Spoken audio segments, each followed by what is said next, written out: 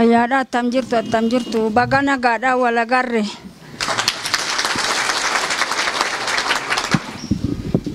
Waamicha manuu godhame kanatti kabajuma isaanii sadu'ee badee lafti isaa wallaalame sasaan baasaniif akka didaatti galgaluma dhageen ganamuma dhufe na kabajuu isaaniitiif waaqa isaana kabajuu hamma kanaan dhufe wal ergu kootiifis guddaan gammada.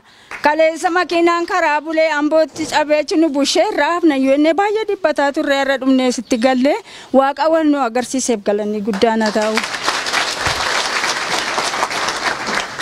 Ammoo isaan kunoo warri karaa nu saaqee asitti hamma kana wal nu agarsiise umurii dheeraa isaaniif haa kennu taayitaa isaaniif haa dabalu kabaja isaan kanaan dura nu yaadatiif har'as asitti yaadatamne. Seenaa badee waggaa 22 badee lafisaayyuu wallaalame har'a immoo kunoo qotamee bukaa'ee faca'ee biqiluutti jira abaaboo isaa molaaluuf kabajuma walumaa wajjin waaqayyotti nu haa ga'u. Baay'een gaddasi baay'een gammadasi gaddi koo mucaa koo dhabuu kooti biqila tokko hin qabu waan hin bakka isaa ilaalu hin qabu. Min badee jedhee baay'ee yoo lama sadii qabaadhe kan isaa lafa isaatti kophaadha. Kanaaf ammuma kana yaadatameeyyuu lafti isaa baramee seenaan isaa akka waan har'a inni jiruutti gaafa naa yaadatanii guddaan gammada karaa kanaatti seenaan isaa waan naa ba'aa jiruuf nan gammada. Galatoomaa warri nu yaadatanis na yaadatu seenaan immoo fuulduratti ba'ee wajjiniin immoo adeemnee.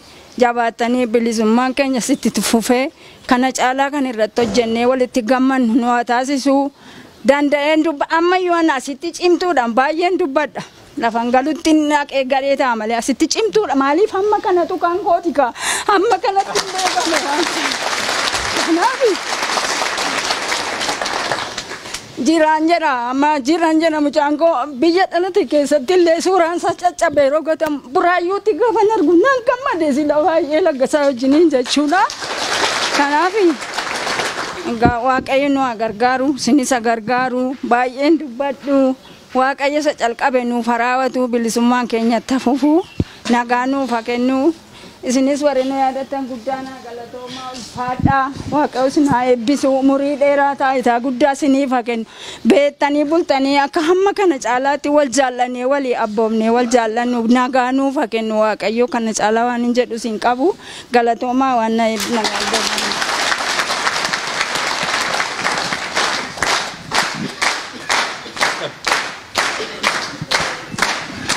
Ulfaadhaa maatii wareegamtootaa guddaa galateeffannaa kanaan dura namooti kanaan dura nu wajjiniin turtan yeroo simannaa sanallee kan turtan yaadattu maatii wareegamtootaatii fi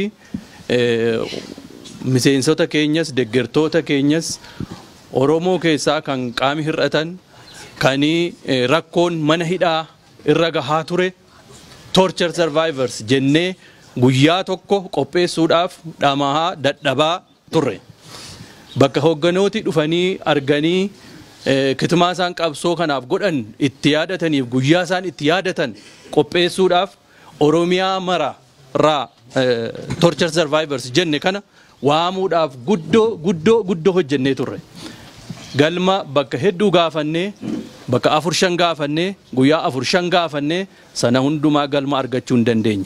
Sanaaniti wareegamtoota keenyaatii fi gootota keenya mana hidhaatti rakkataa fi dararamaa turan guyyaa tokko qopheessinee isaanii yaadachuu dadhabnee jechuudha. Kanaan irra dhufnee adda nageenye ammaan tana garuu namootuma arfan shanan tokko yaadannoodhaaf dhufanii asittis mul'atanii haa dubbataniif malee kan wareegamanii fi uummata Oromoof jecha kan dararaman mana hidhaatti harki cite miilli cite hagam akka inni baay'atu hin beektan. Kanaaf bakka deddeebitanitti hojii dhaabaa bakka hojjettanitti adda bilisummaa Oromoo jarreen kana irraanfatee osoo hin taane haala